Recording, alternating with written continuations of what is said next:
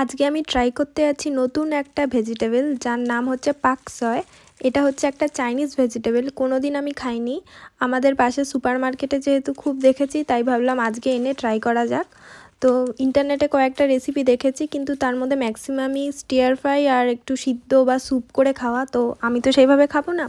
তার জন্য আমি একটা সবজি মতো আজকে বানাতে যাচ্ছি। তো সেই জন্য আমি প্রথমে এই পাকসয়ের ডাঁটাগুলোকে একটু আলাদা করে নিচ্ছি। আমি ডাঁটা আর এই শাকটাকে একটু আলাদা আলাদা করে কাটছি, কারণ ডাঁটা যারা রান্না হতে যেহেতু একটু বেশি সময় লাগে তাই আমি এটা আগে দেবো। তার জন্যই মেনলি কিন্তু আমি আলাদা করে এটা কেটে রাখছি। তো যেইভাবে দেখা যাচ্ছে ছোট ছোট করেই আমি কাটছি, কারণ জানি না সবজিটা খেতে কেমন, কিন্তু যতদূর আমি রিসার্চ করে দেখলাম এই সবজিটা রান্না হতে একদম বেশি টাইম লাগে না। তো দেখা যাক আজকে এই সবজিটা রান্না করে খেতে কেমন হয়।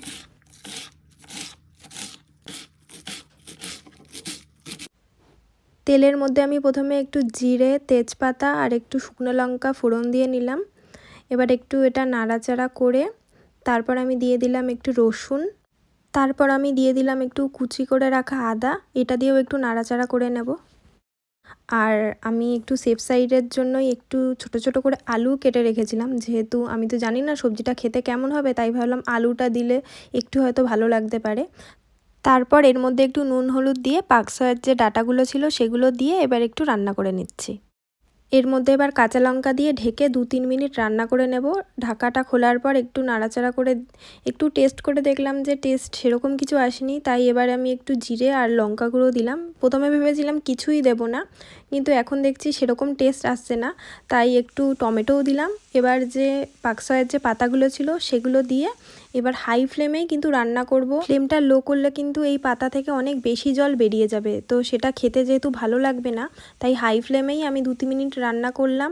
তারপরেও টেস্ট করে দেখলাম সেরকম কিছুই টেস্ট আসছে না, তাই একটু চিনিও দিলাম। মানে যতভাবে আমি পেরেছি টেস্টটা বাড়ানোর চেষ্টা করেছি। তো দেখেছেন আমি 2-3 মিনিট হাই ফ্লেমে রান্না করার পরেও এতটা জল বেরিয়েছে, আমি কিন্তু কোনো জল দেইনি। তো লাস্ট আর একবার ট্রাই করে দেখছি। তো এটার টেস্ট হচ্ছে বেসিক্যালি টেস্টলেস। আর হচ্ছে এই যে ডাঁটাগুলো ছিল সেগুলো যতটাই সিদ্ধ করা হোক না কেন একটা বাইট মতো আসে, মানে শশা খেলে যেমন লাগে ঠিক সেরকম। তো লাস্টে আমি আরেকটু টেস্ট বাড়ানোর জন্য বড়ি দিয়ে দিলাম। এবার আমাকে কেউ যদি জিজ্ঞাসা করে এটা আর কোনো দিন খাবো কি না, তো এই সবজিটা তো আমি কিনে এইভাবে রান্না করে কোনো দিন খাবো না। কেউ যদি কোনো দিন স্যুপের মধ্যে দিয়ে দেয় সেটা ঠিক আছে, কারণ এই সবজির থেকে অন্যান্য পালং শাক বা অন্যান্য যে আমরা যে শাকগুলো খাই তার টেস্ট অনেক বেশি ভালো লাগে আমার। এবার আমি করতে যাচ্ছি আমার পছন্দের একটা রান্না, সেটা হচ্ছে কপি পাতা বাটা। আজকে আমি নিয়েছি ওলকপি পাতা, তার সাথে নিয়েছি পেঁয়াজ, রসুন আর শুকনো লঙ্কা। তো এইদিকে একটা শুকনো ফ্রাইং প্যানে আমি একটু কালো জিরা, শুকনো লঙ্কা সেটা তেল ছাড়াই ভেজে তুলে রাখবো। এই রান্নাটা ওলকপি পাতা ছাড়াও ফুলকপির যে পাতা হয় সেটা দিয়েও কিন্তু খেতে খুবই ভালো লাগে।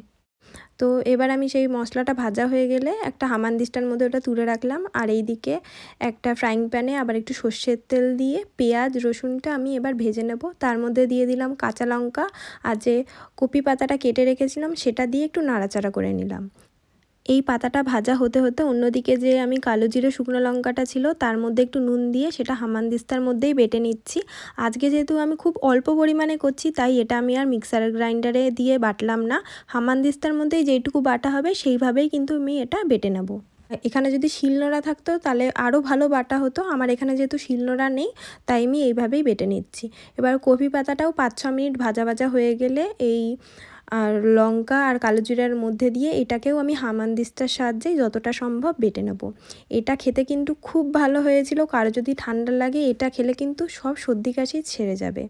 আজকের ভিডিওটা আমি এখানেই শেষ করছি। আমার রেসিপি দুটো আপনাদের কেমন লাগলো সবাই অবশ্যই জানাবেন। দেখা হবে নেক্সট ভিডিওতে, ততক্ষণের জন্য টাটা।